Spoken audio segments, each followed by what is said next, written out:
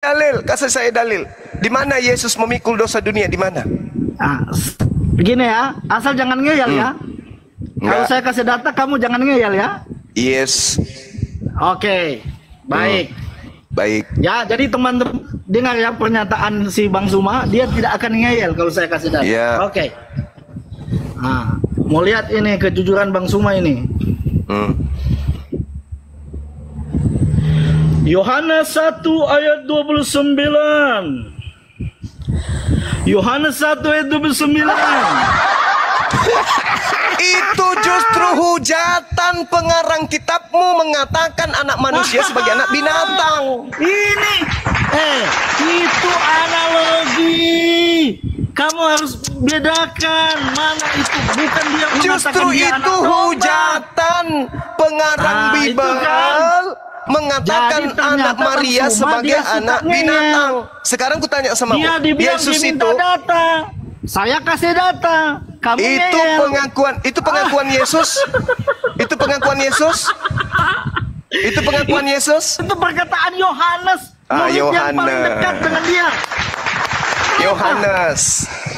Yohanes siapa yang mengatakan begitu? Yohanes siapa lagi? Yohanes murid Yesus lah yang Yohanes murid Yesus. Yohanes murid Yesus mengatakan kalau Yesus itu adalah anak domba, betul? Lihatlah anak domba itu merujuk kepada perjanjian lama di mana anak domba sering dikorbankan. Saya jangan ajarin saya kalau tentang data. Jangan ajarin saya. Berarti Yohanes menuduh Yesus itu anak domba. Bukan menuduh, Bang. Aduh.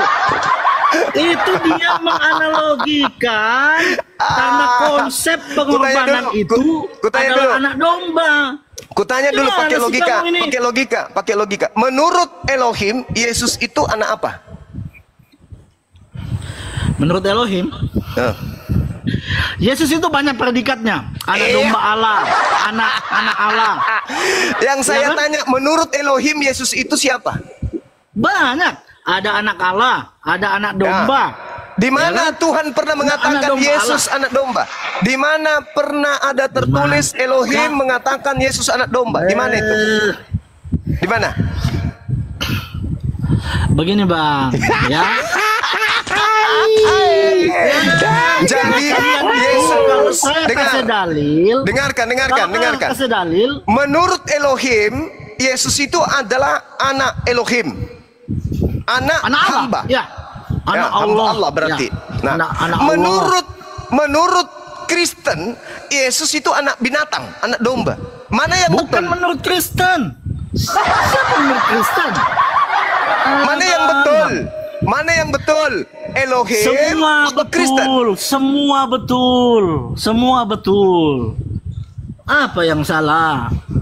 Oke. Semua betul. Dia anak Allah. Dia juga disebut dengan kalau Anda mengatakan kalau dia yang menggantikan. Itu coba. Gini, konsep korban dalam perjanjian lama Anda harus pahami dulu. Binatang. Gitu. Binatang kan? Ya, konteks korban dalam binatang. Binatang kan? Binatang perjanjian lama. Binatang itu kan? adalah gambaran di mana pengorbanan Yesus yang akan datang yang telah dibuatkan oleh para nabi. Binatang kan? Iya, binatang, betul. Di mana konsepnya menebus dosa dengan darah manusia? Itu konsep dari Allah. Di mana konsepnya? Tunjukkan dalilnya. Tunjukkan dalilnya di perjanjian lama nebus dosa dengan darah manusia. Gini, binatang itu adalah gambaran, bosku. Ya. Nah, syarat untuk menjadi korban adalah tidak bercela dan tidak ada celanya. Nah, pertanyaan saya, di mana manusia yang tidak ada celanya? Di mana? Selain daripada manusia, Yesus Kristus. Kenapa kamu harus mengorbankan manusia? Siapa yang ngajarin? Iya, harus ada darah yang ditumpahkan. Darah apa? Darah manusia atau darah hewan?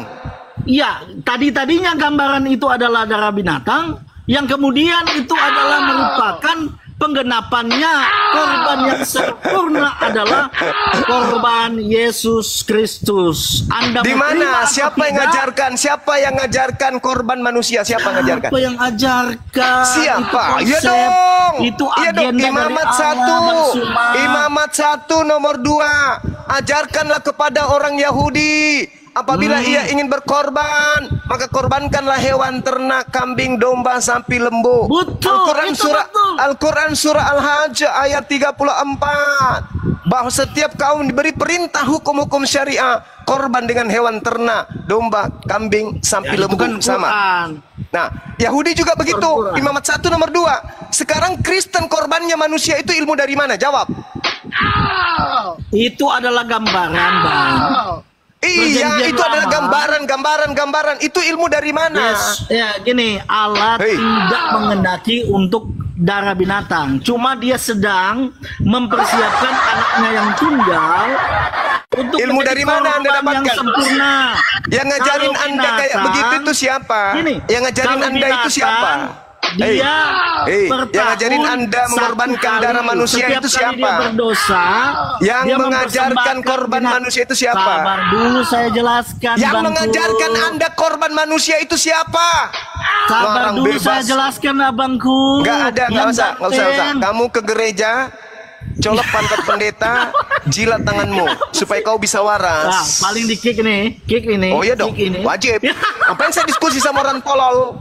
Ngapain? Tolol gimana? Orang nggak bodoh. Saya menjawab. Orang bahlul. Orang bahlul kayak kau ngapain diskusi dengan orang Bang- tolol? Mending Bang saya diskusi Suma. sama biawak daripada orang gila Bang kayak kau. Suma, Turun. Katanya hebat, lawan saya aja Jangan itu, Lukas. Turun. Kau ke gereja cium pantat pendeta biar kau waras. Capek saya. Kasih bersepuluh sana. Capek saya ngajarin kau. Pertanyaan saya kau nggak jawab. Saya tanya, siapa yang mengajarkan Anda korbannya korban darah manusia? Apa jawabannya? Ya, lebih di mana? Cukup. Gambaran Cukup. Lukas. Cukup. Nggak perlu berlama-lama sama orang bodoh. Nggak perlu. Kalau Anda benar, jawabannya tentu Anda bisa. Yang ngajarkan adalah Allah, Elohim. Dalilnya ini nih. Nah, itu baru top. Ini kau cuma nyebrang ke ajaran pagan. Siapa yang mau ngikutin itu? Siapa yang mau ikutin agama paganmu? Siapa mau mendengarkan? Cukup bagi netizen mendengarkan. Begitu ditanya tentang itu, satu hal yang sangat prinsip dalam keyakinan Anda tidak mampu menjawab. Itu udah cukup. Yang kedua, ketika kemudian ada pertanyaan kepada saudara, bahwa kenapa Yesus harus Anda imani terkutuk? Kenapa dia harus Anda fitnah terkutuk? Karena dosa-dosa. Di mana dalilnya Tuhan menghapus dosa manusia dengan membunuh dan mengutuk hambanya yang suci? Mana dalilnya? Anda nggak bisa nunjukkan. Ya udah cukup. Daripada Anda semakin malu, mending ke gereja, colok pantat pendeta, jilat tanganmu. Mudah-mudahan dengan begitu kamu bisa sadar, oh ternyata selama ini saya dibodohin ya. Ya. Selama ini saya nyembah Yesus, korbankan Yesus, mengutuk Yesus. Apa dasarnya ya? Oh ternyata dasarnya cuma karena ingin dipungut perpuluhan. Oke? Nah sekarang sudah banyak narasumber. Saya rehat sejenak ibadah. Adik-adik silakan dilanjutkan. Kita kumpul lagi ya. Assalamualaikum warahmatullahi wabarakatuh. Silakan Dinda. Ada Uniripa, Kandito, Kita Diansa, sapa dulu. Bener Rahma. Ya silakan. Siap. Assalamualaikum warahmatullahi wabarakatuh. Unik. Waalaikumsalam warahmatullahi wabarakatuh. Teman-teman semuanya apa kabar? Alhamdulillahirobbilalamin. Ya Uni, Insyaallah mau semoga sehat. silakan mau nunggu attend dulu atau gimana Uni? Mungkin saya mau bernarasi sedikit mumpung ada di Komal ini dan banyak penontonnya. Mungkin termasuk juga saya ingin memberitahukan kepada teman-teman muslim di mesiah.org, di mana di situ adalah website menjawab terdokumentasi menggunakan literasi. Teman-teman bisa mendapatkan jawaban-jawaban dari pertanyaan-pertanyaan yang ada ke kami. Ini adalah website para apologet ya. Bang Ardiansah juga sudah menjadi di situ menjadi penulis di situ ya. Jadi Bang Ardiansa bisa mengisi kapanpun ketika dia punya waktu. Dan kemarin saya bercerita tentang pengalaman berdiskusi dengan salah satu pendeta bernama Christian Apologi, dan dia masuk ke komal saya dengan mengajukan satu pertanyaan. Katanya Nabi Muhammad ummi dalam surah Al-A'raf ayat 157, tapi kenapa dalam surah Al-Bayyinah ayat kedua Nabi Muhammad itu bisa membaca dengan dalilnya yatlu suhufan mutahharah. Dan alhamdulillah saya sudah mendokumentasikannya di mesia.org. Mungkin saya spill dulu kepada teman-teman biar nanti bisa mengambil literasinya, karena saya mengutip literasi dari kitab Al-Qurtubi untuk menjawab ini. Saya kasih panduan sedikit, izin teman-teman ya, izin Bang Ardiansa dan Bang Zuma ya untuk menampilkan literasinya biar teman-teman bisa Ini nanti membukanya. promoin YouTubeku ya nanti. Oh iya teman-teman, insya Allah saya lupa taruh di komunitas. Teman-teman silahkan saya kasih panduan pertama untuk melihatnya. Buka di Google itu mesiah.org sebentar. Ya saya izin. Ini teman-teman kalau ingin dapatkan literasinya ada di sini ya. Nah, buka mesiah.org maka akan ada tampilan seperti ini. Lalu teman-teman akan bertemu dengan menu. Di sini menjawab syubhat, klik di menjawab syubhat. Lalu di sini syubhat tentang Al-Quran, tentang surah Al-Bayyinah, diklik. Ketika teman-teman mengklik akan bertemu dengan menjawab surah Al-Bayyinah. Nah, diklik menjawab surah Al-Bayyinah, di sini sudah jelas. Di sini saya tampilkan menjawab surah Al-Bayyinah, menjawab pertanyaan pendeta. Nabi katanya Umi, tapi kok bisa baca dalam surah Al-Bayyinah? Nah, dan di sini pun videonya ditampilkan, potongan pertanyaan dari pendeta tersebut. Di website ini ditampilkan videonya. Ya. Di sini ditampilkan video pertanyaan pendeta. Hanya singkat saja pertanyaannya, yang penting bukti kalau memang ada pertanyaan seperti itu. Nah, di sini saya jelaskan bahwa di video yang telah saya potong tersebut teman-teman bisa lihat lanjutannya di YouTube Mesia X Unirifa atau Rifa MOW. Nah, pertanyaan di sini dia mau membenturkan antara surah Al-A'raf ayat 157 bahwa Nabi adalah bersifat ummi, tapi tiba-tiba dalam surah Al-Bayyinah Nabi itu bisa membaca.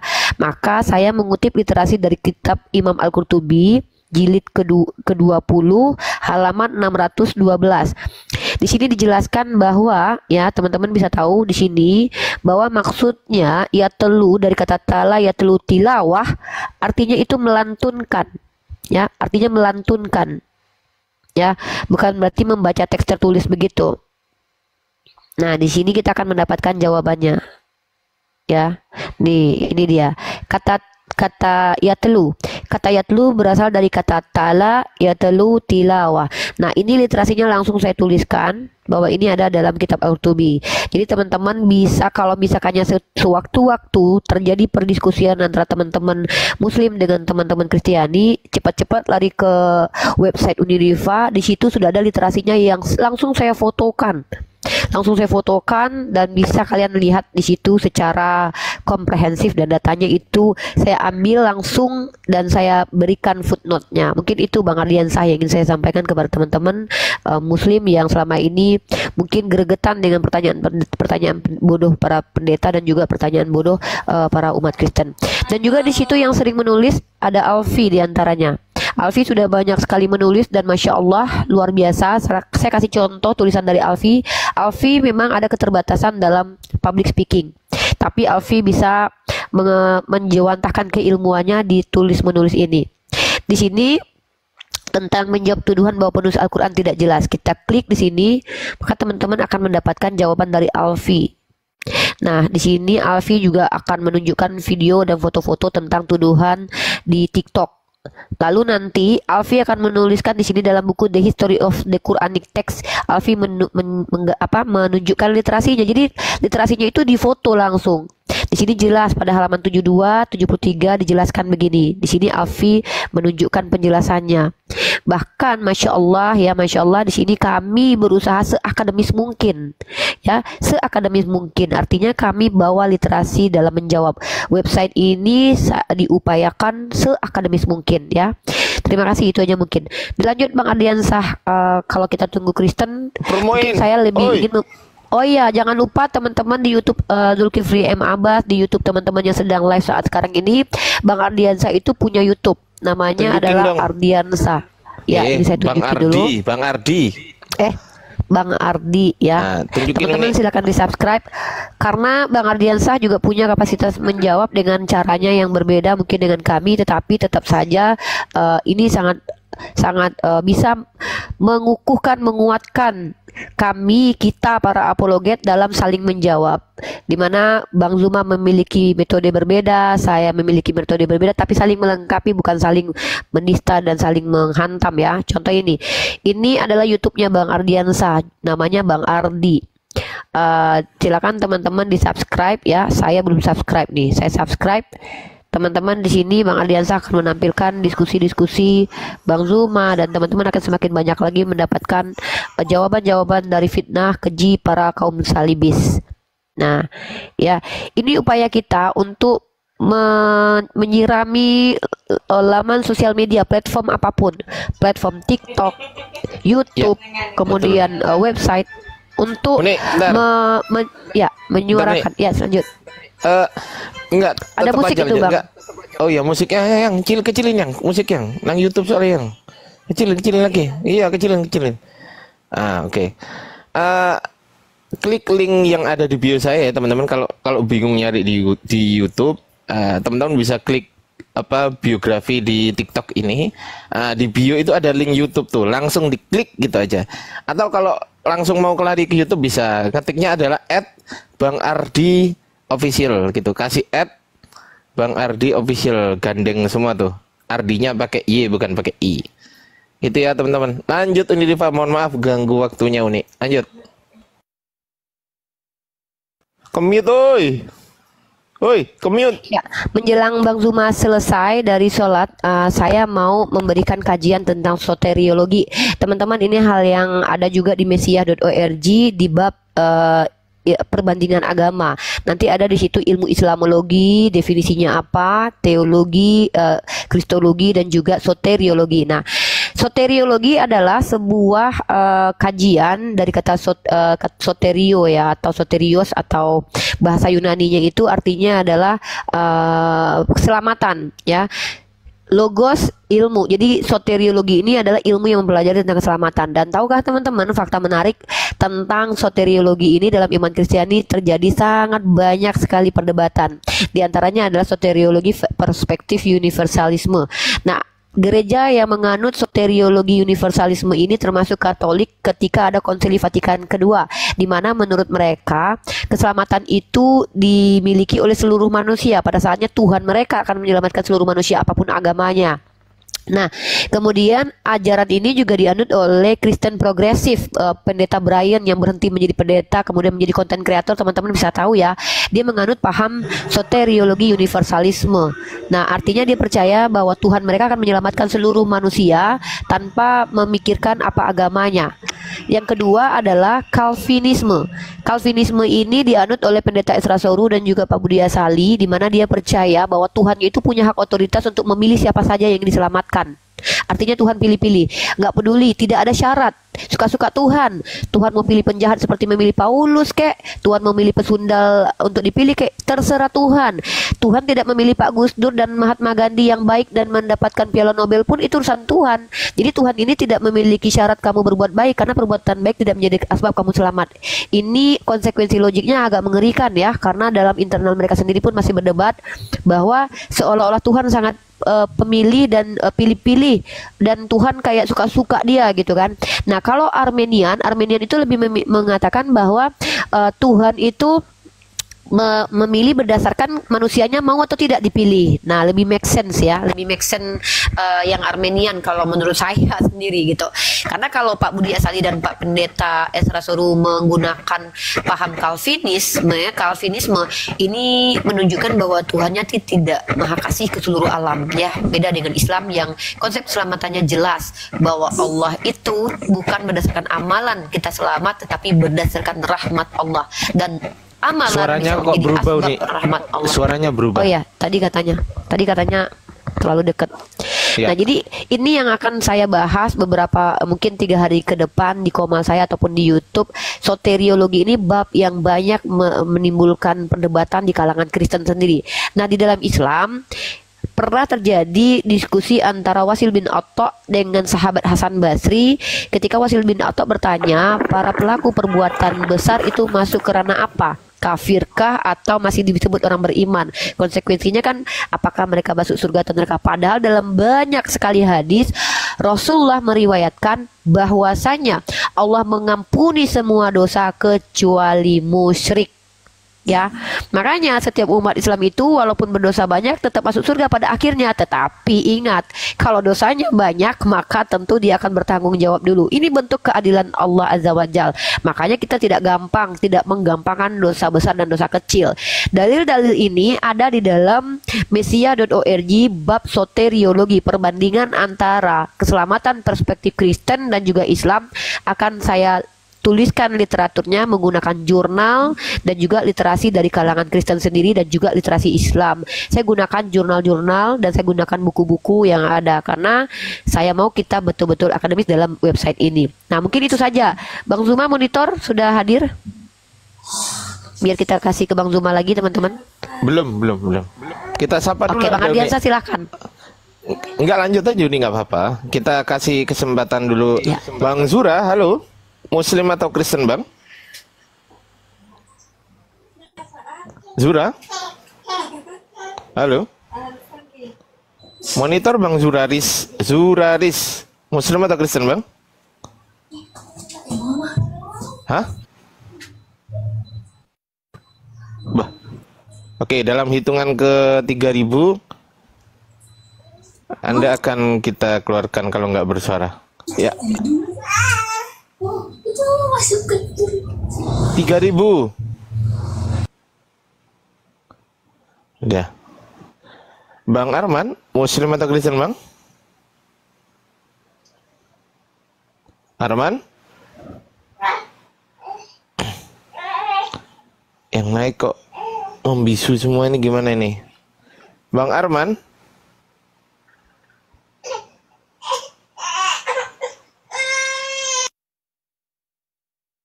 Oke, saya turunkan ya. Lanjut Uni. Ya teman-teman, kalaupun ingin membahas tentang soteriologi ini, saya ingin mendiskusikannya dengan para pendeta. Nanti insya Allah saya akan coba untuk menghadirkan Pak Pendeta Budi Asali karena dia salah satu penganut Calvinis dan dia sama dengan Esra Soru ya. Pertanyaan yang muncul dari berdebat internal mereka sendiri, saya juga pernah rekam bagaimana Pak Pendeta Budi Asali mempertanyakan kepada orang-orang Armenian, apakah ketika Yesus memberikan keselamatan kepada orang Kristen itu kekal tidak keselamatannya? Artinya keselamatannya bisa diambil tidak? Nah, konsekuensinya ada dua, teman-teman. Kalau menurut orang Calvinis, keselamatan yang diberikan Yesus kepada orang Kristen itu tidak akan pernah berpindah kepada siapapun. Contoh, Bang Ardiansah dibaptis dalam ajaran Calvinis, maka otomatis dia telah dipilih menjadi orang yang diselamatkan oleh Yesus. Dia tidak bisa menolak itu. Bang Ardiansah menurut orang Calvinis akan dijaga oleh Tuhannya, tidak akan pernah berbuat jahat sama sekali. Dan itu tidak make sense karena faktanya tidak ada satupun umat Kristen yang tidak akan pernah berbuat jahat sama sekali. Upah dosa adalah maut ya, tidak ada dosa besar dosa kecil. Sementara upah dosa adalah maut dan bertentangan kemudian dengan doktrin karena doktrinnya manusia sudah jatuh ke dalam dosa. Nah, yang kedua adalah konsekuensinya. Kalau Calvinis ini dipahami oleh Pak Pendeta Esra Soru dan Pak Budi Asali, maka kemudian ketika Bang Ardiansah dibaptis dan dipilih menjadi Kristen Calvinis, walaupun dia berbuat dosa apapun, dia tetap selamat karena keselamatan tidak bisa dipindahkan. Nah, mengerikan sekali ya. Calvinis ini agak sedikit ngeri-ngeri sedap ini. Pertama, konsekuensinya Tuhan pilih-pilih suka-suka dia. Yang kedua, Tuhan tetap akan memasukkan di mute, brother, di kick ini Bang Zuma nanti kena apa ini? Tolong ya, kalau yang ada musik di sampingnya jangan naik. Karena ini di live-kan di YouTube-nya Bang Zuma dan di YouTube teman-teman Muslim. Kalau ada musik nanti mereka terganggu nanti YouTube-nya. Nah, jadi inilah kenapa saya katakan kita bisa mengupas tuntas ajaran umat Kristiani yang memiliki konsekuensi logik bahwa pada akhirnya Tuhan akan terlista dengan sendirinya. Di mana Tuhan dalil-dalilnya memang ada seperti aku yang memilih engkau. Jadi kalau dalam Calvinis, kalau seandainya Bang Ardiansah, saya, Bang Zuma tidak menjadi Kristen, itu bukan salah kita, tapi salah Tuhannya, karena Tuhannya nggak milih. Begitu. Ya, kalau Armenian masih mending. Dia masih memiliki sudut pandang bahwa keselamatan itu tergantung nanti manusianya mau nggak dipilih. Ya, bukan berarti saya mau menyamakan dengan Islam ya, karena dalam Islam sendiri memang Allah tidak akan merubah suatu kaum kecuali kaum itu mau merubah dirinya sendiri. Jadi kita yang memilih, tidak ada kesalahan Tuhan, bukan Tuhan yang bukan Tuhan yang dengan kejamnya, oh ya udah saya nggak suka dengan orang ini masuk ke neraka. Oh saya sudah tidak suka, saya suka dengan orang ini masuk ke surga. Bukan, tetapi kita diberikan hak pilih. Makanya Rasulullah SAW dalam riwayat hadis mengatakan umatku akan dijamin masuk surga kecuali bagi yang tidak mau. Ya, Rasulullah SAW mengatakan hal itu dalam hadis riwayat Imam Bukhari. Jadi Rasulullah SAW menjamin, bahkan ada jaminan 600.000 umat Nabi Muhammad yang dipastikan masuk surga tanpa hisab. Nah, jadi masuk surga itu juga ada beda ya, dihisap, tanpa hisap, dan juga disiksa dulu. Nah, tetapi dengan syafaat dari Nabi Muhammad SAW, setiap yang mengaku Allah adalah Tuhan, Rasulullah Muhammad adalah Nabi, dan tidak mengingkari hari itu, tidak musyrik, tapi melakukan dosa-dosa yang akan ditebus nanti di neraka jahanam, pasti tetap ujung-ujungnya di surga Allah. Tapi pertanyaannya, apakah Yesus yang adalah juru selamat yang telah mati di tiang salib mampu mengeluarkan manusia yang sudah masuk neraka dari neraka? Tidak bisa. Bahkan menghujat Roh Kudus pun Yesus tidak mampu tebus itu. Jadi kalau secara otoritas, lebih tinggi otoritas Nabi Muhammad ketimbang Yesus sendiri. Nabi Muhammad diberikan oleh Allah hak otoritas mengeluarkan manusia dari neraka, tapi Yesus tidak mampu. Jangankan mengeluarkan orang dari neraka, meletakkan siapa yang duduk di kanan dan di kirinya, Yesus tidak mampu di surga. Jadi kalau kita bandingkan Tuhannya umat Kristen dengan Nabi kita Muhammad SAW, mohon maaf, berdasarkan literasi ini tidak ada apa-apanya Yesus dibandingkan Nabi Muhammad SAW. Bahkan mohon maaf, saya pernah membandingkan, saya tidak mau membandingkan antara Yesus dengan Nabi Muhammad. Saya bandingkan dengan Bang Zuma saja atau dengan Ardiansah. Bandingkan dengan Ardiansah. Pertama, Ardiansah masih normal sebagai manusia. Dia punya anak, punya istri. Yesus, Bang Ardiansah bahkan dia menjadi pengajar, dosen. Yesus diterima nggak jadi pengajar? Ditolak. Bang Ardiansah punya komunitas yang disebut dengan APII. Bahkan dia menjadi salah satu orang yang ada di strukturnya. Yesus 12 murid aja dia pilih, 2 orang berkhianat. Dia tidak mampu mengatur. Makanya dia naik ke surga. Karena dia bilang, masih banyak yang ingin aku sampaikan, tapi kalian tidak sanggup. Muridnya tidak sanggup atau Yesus tidak sanggup membina muridnya. Karena 2 orang diantaranya pemberontak. Bayangkan keberhasilan seorang manusia sempurna antara Ardiansah dengan Yesus saja saya bisa bandingkan. Bahkan lebih tinggi derajatnya Ardiansah. Kalau kita bandingkan ke ini ya, mohon maaf, saya tidak menghina Tuhan umat Kristiani. Saya hanya membandingkan kesempurnaan manusia. Bahkan orang yang ada di hadapan saya, Bang Zuma, Ardiansah, dan Kang Dito, itu bahkan lebih sempurna menjalankan sifatnya sebagai manusia dibandingkan Yesus sendiri. Contoh, Ardiansah. Bang Ardiansah pernah nggak gitu mau pergi ke tempat enak-enak gitu, nggak ngajak ibunya, ditinggalin gitu aja? Pernah nggak begitu? Enggak lah. Nah, Yesus saja ke surga nggak bawa ibunya. Nah, ini artinya apa? Bahkan kita manusia biasa lebih memuliakan orang tua kita ketimbang Tuhan umat Kristiani. Ini adalah cara berpikir komparasi apple to apple. Maka selama ini kalau saya membandingkan antara Yesus dengan Nabi Muhammad, Yesus dalam perspektif Kristen ya, itu saya merasa terhina. Kenapa Nabi Muhammad itu sangat sempurna sekali akhlaknya, dan sementara Yesus kalau kita baca sangat temperamen, mudah sekali mengutuk, pohon ara yang gak salah dikutuk. Nabi Muhammad bahkan mengatakan, aku datang tidak untuk melaknat, tapi aku datang untuk menjadi rahmatan lil alamin. Wow, keren banget kan Nabi kita. Jadi saya agak terhina kalau seandainya Nabi saya dibandingkan oleh Tuhan yang umat Kristen. Tapi kalau dibandingkan dengan Nabi Isa, sungguh tak terbandingkan. Karena dalam Al-Quran sendiri, antara Nabi itu, ya, mereka tidak perlu dibandingkan, ya. Tidak perlu dibandingkan karena mereka memiliki kelebihan satu sama lain. Kita mengimani bahwa Nabi Isa juga adalah Nabi. Begitu teman-teman ya. Nabi Muhammad SAW dengan Nabi Musa minimal punya pengikut yang banyak dan juga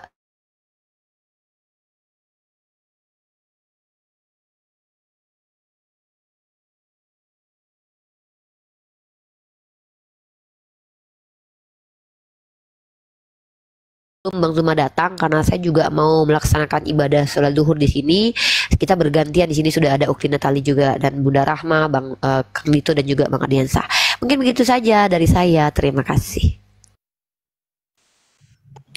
Oke, terima kasih, Masya Allah, Uni Rifa. Ini ada Ukti Natali. Assalamualaikum, Ukti Natali. Waalaikumsalam warahmatullahi wabarakatuh. Assalamualaikum warahmatullahi wabarakatuh. Mbak Natali cantik. Ukti Natali di mana itu kok rame itu? Lagi di rumahnya mualaf Tionghoa ini. Wah, Masya Allah. Assalamualaikum suaminya. Waalaikumsalam. Saya suaminya. Iya, yang jawab salam yang suaminya aja. Iya. Bang Ardi izin naikin ko Lue Muhammad Lue Oke, nama. sebentar, aku cek ya. Nano caranya buka aku. Mana Muhammad Loe. Ada itu. Oh ya, udah naik ya. Dia katanya ini Bang Ardi yang ikut debat juga. Biar tambah seru Bang ini Bang. Lu mana Biasanya tampil Muhammad Loe? kemana-mana. Udah dinaikin kok nggak ada ya? Oh ini udah. Oke, Bang Frans ditahan dulu. Aduh. Bang Frans dari Kristen atau Muslim? Tahan dulu Bang Frans ya. Bang Frans tahan dulu ya. Ya. Oke. Kok Mas? Ya, Ukti mana? Natali itu Bang Muhammad Loe-nya pastikan tidak ada musik di samping ya, biar nggak ke distract YouTube teman-teman yang sedang live. Iya. Tadi ada musik masuk ke dalam. Tiba-tiba Iya. ada telepon masuk ini. Oh iya nggak apa-apa. Nanti kalau sudah down, sudah tidak ada musik, silakan. Ya silakan dinaikkan. Datanya suruh matiin aja Ukti Natali biar nggak ada yang telepon.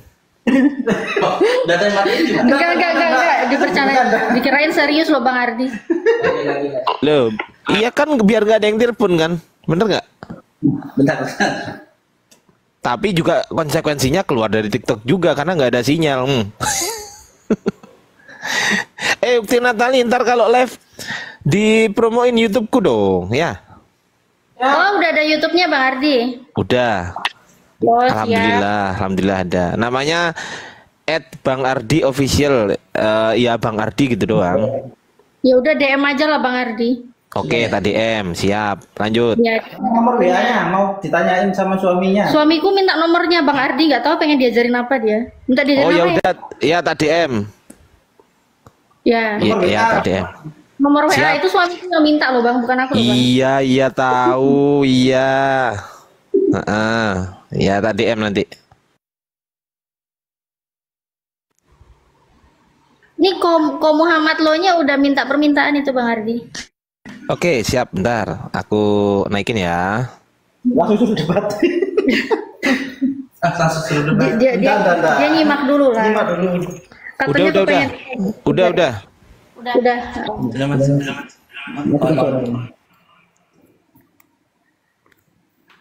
Ya, alhamdulillah udah masuk.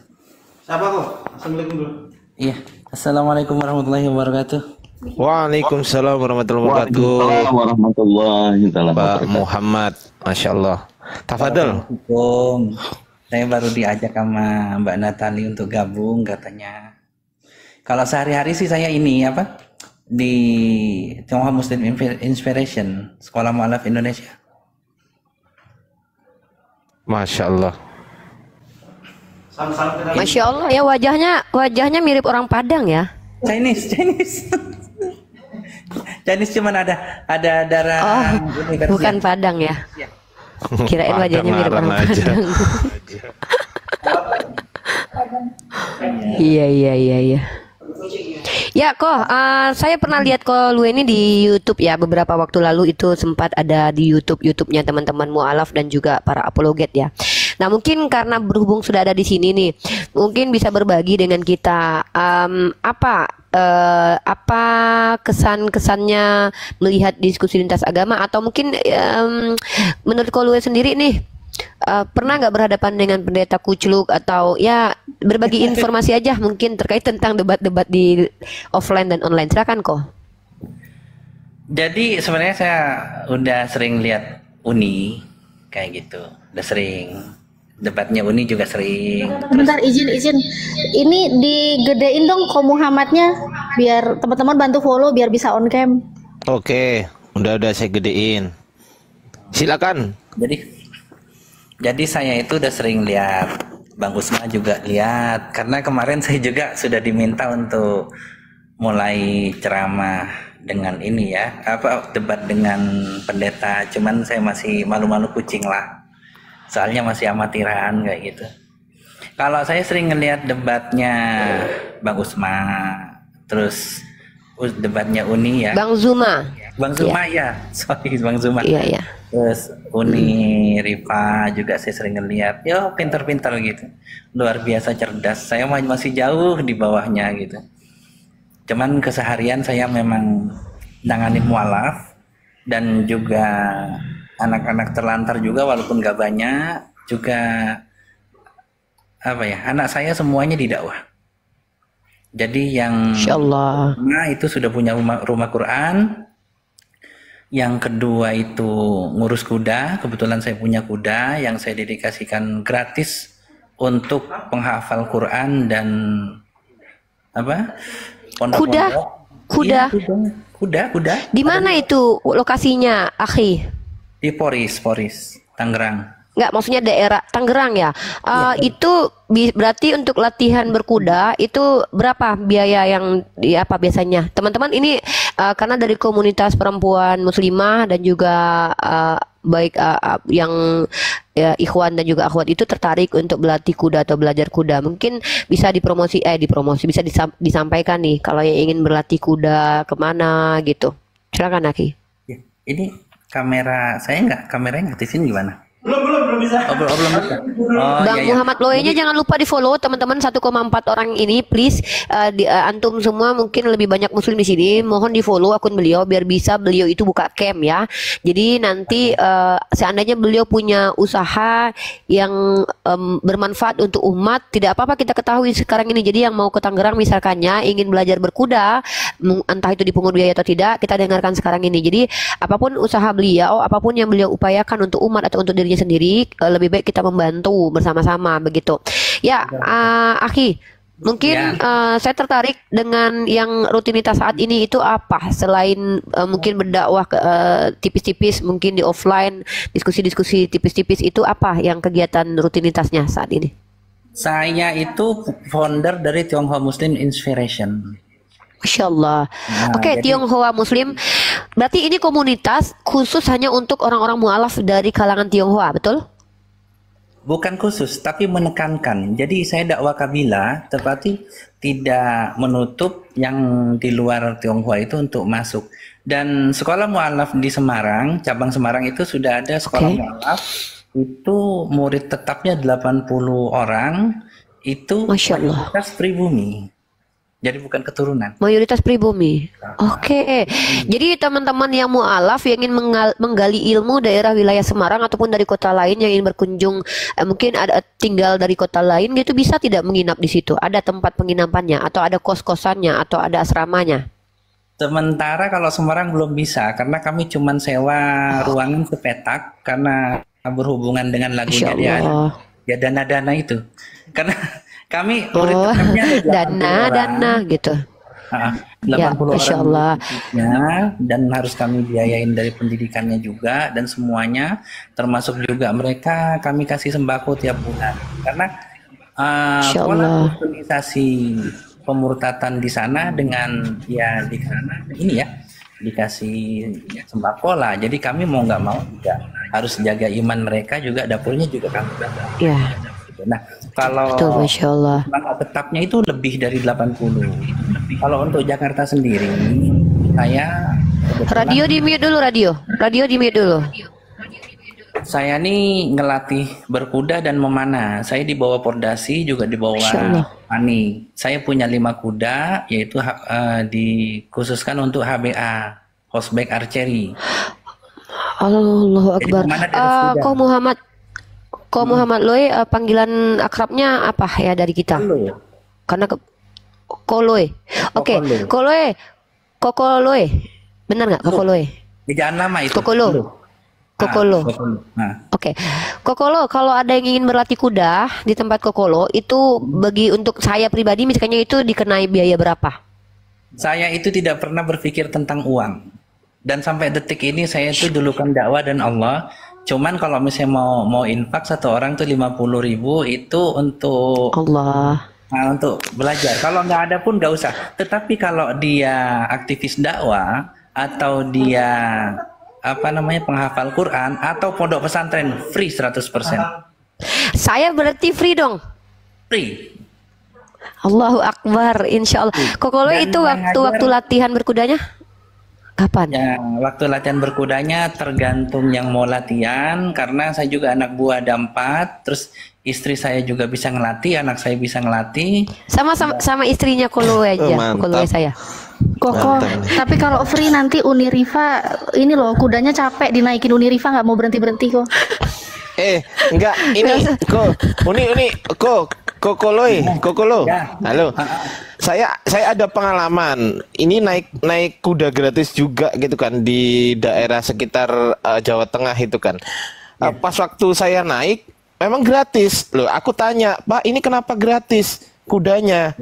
"Iya, Bang, gratis soalnya ini bukan kuda, keledai." "Oh, kampret. Gua pikir kuda, saya keledai." Keledai lebih mahal dari kuda, jangan salah. Keledai lebih mahal justru. Tapi insya Allah kalau untuk menghubungi Kolo sendiri, Kolo sendiri, kalau saya betul-betul ingin, karena insya Allah saya akan di Jakarta dalam waktu dekat. Saya juga untuk sementara tuh ada di Bintaro. Mungkin saya bisa berlatih ke tempatnya Kolo itu. Bisa nggak saya menghubungi lewat mana? Ukti Natali aja ya nanti ya. Di nomor saya aja 0838. Jangan disebutin di sini. Kalau nanti pertama kena ban di TikTok, yang kedua nanti dengan Ukti Natali aja ya. Karena insya Allah saya memang betul ingin serius. Ini sebenarnya mimpi saya. Ya Allah, mimpi. Pernah nggak belanja ke Indomaret pakai kuda?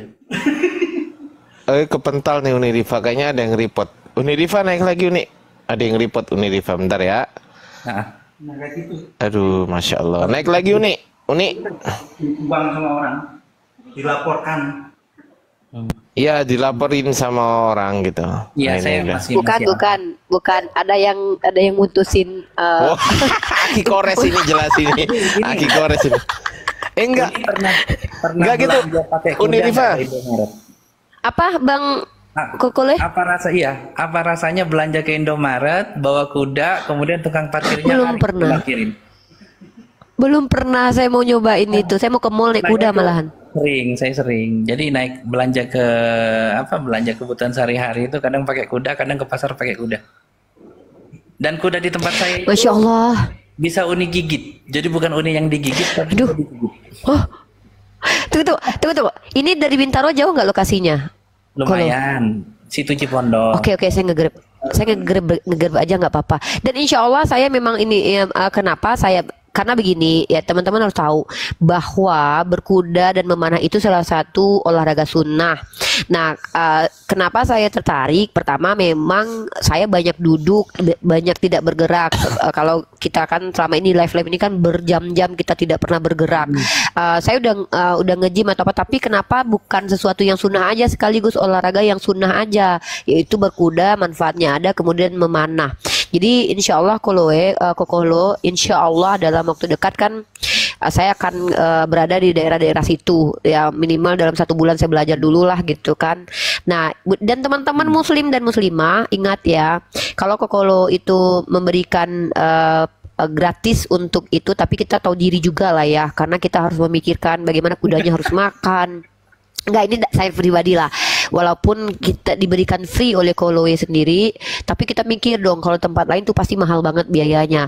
Terus yang kedua adalah kudanya harus makan, Kolowe sendiri juga harus ada perawatan, dan juga beliau juga harus memberikan pengajar itu juga waktunya jangan sampai terbuang gitu saja. Jadi sadar diri aja gitu, walaupun dibilang gratis tapi kita sadar diri aja. Jangan biarkan saudara kita meminta-minta. Jangan biarkan saudara kita itu mengemis. Kita yang sadar diri, kita yang tahu diri begitu. Itu sih dari aku. Kalau yang ingin silakan ke Kokolo. Koko. Itu kudanya, mohon maaf ini aku tanya ya. Kudanya jenis apa ini? Saya banyakkan dari sandal dan turunan. Jadi kuda itu ada yang asli sandalwood, ada yang turunan kayak gitu. Terus kuda ini ada yang kuda untuk kerja, kuda untuk tunggang, sama terapi. Saya ada semua. Maksudnya gini, saya kan pernah tuh ke daerah pegunungan, daerah rumah saya sini kan, daerah Mojokerto saya ini. Namanya daerah Pacet. Itu pernah ada kuda yang disewakan situ. Pas waktu saya naik itu gak bayar loh, gratis loh.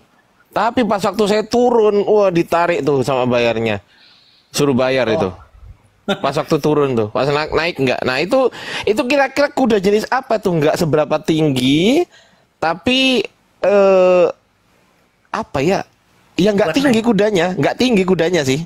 Gimana? Sandalwood biasanya. Kuda poni itu. Sandalwood, ya maksudnya poni, keluarga poni. Masa poni sih? Tapi tingginya kisaran sama manusia kok. Tingginya kisaran sama ke manusia. Tapi kalau itu kan kalau kudanya, mohon maaf ya, aku sebutkan ya seperti kudanya Pak Prabowo itu kan tinggi tuh kan, kalau nggak salah itu sekitar 2,5 meter ya kan ya? 2 meter 19 itu udah rekor. Ya itu kurang lebih itulah. Itu Bang Zuma bukan ada kuda itu ya? Nih, Bang. Rata-rata kuda kita itu yang di gunung itu tingginya antara 120 sampai 130. Itu biasanya sandalwood. Dan kuda itu memang buat untuk daerah-daerah menanjak. Tapi kalau misalnya di stable itu rata-rata kuda G. G ini generasi. Artinya persirangan. Itu tingginya bisa 150 sampai 177.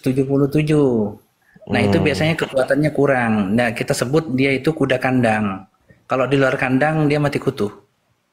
Gitu. Kalau untuk balapan, kalau untuk pacuan kuda tuh di kampusku ada tuh pacuan kuda tuh.